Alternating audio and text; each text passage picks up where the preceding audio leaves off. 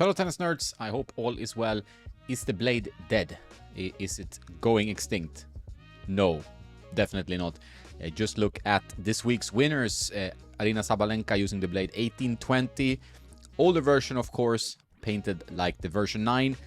They're all pretty good. The blade is one of the most steady lines and one of the most popular lines.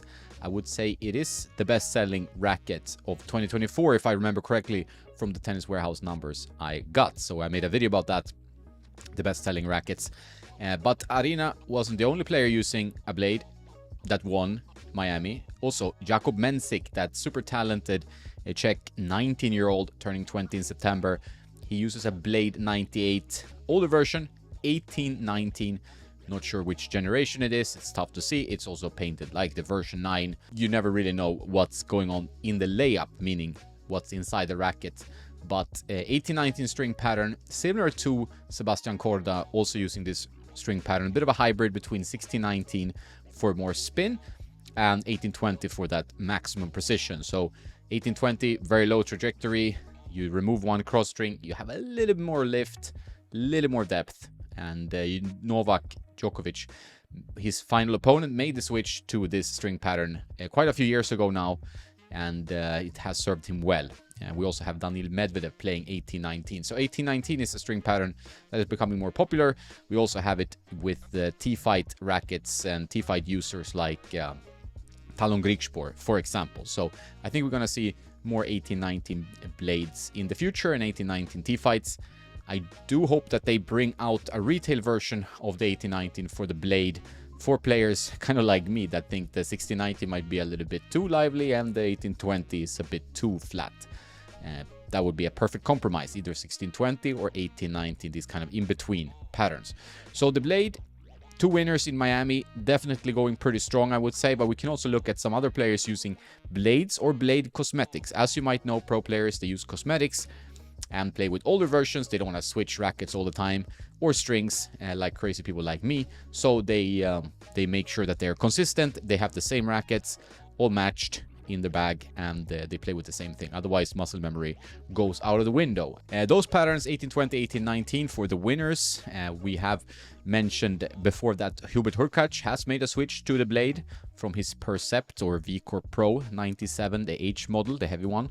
Ugo Humbert is still a blade user.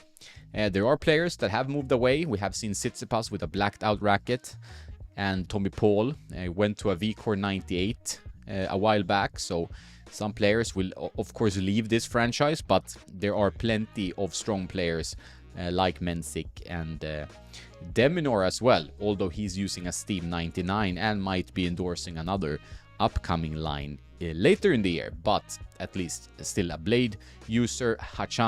Karen Khachanov endorses the blade 98, uses the blade Pro, which is a quite similar racket but with a little bit of a different beam profile and stiffness. Lorenzo Sonego, also a blade user, 1820, pretty low tension if I'm not mistaken. A player who beat Alcaraz, made a bit of a comeback. He lost the next match, but beating Alcaraz is a sign of strength. David Goffin, always been a blade user, blade 98, tried various different string setups, got hybrids, I think is what he's with now.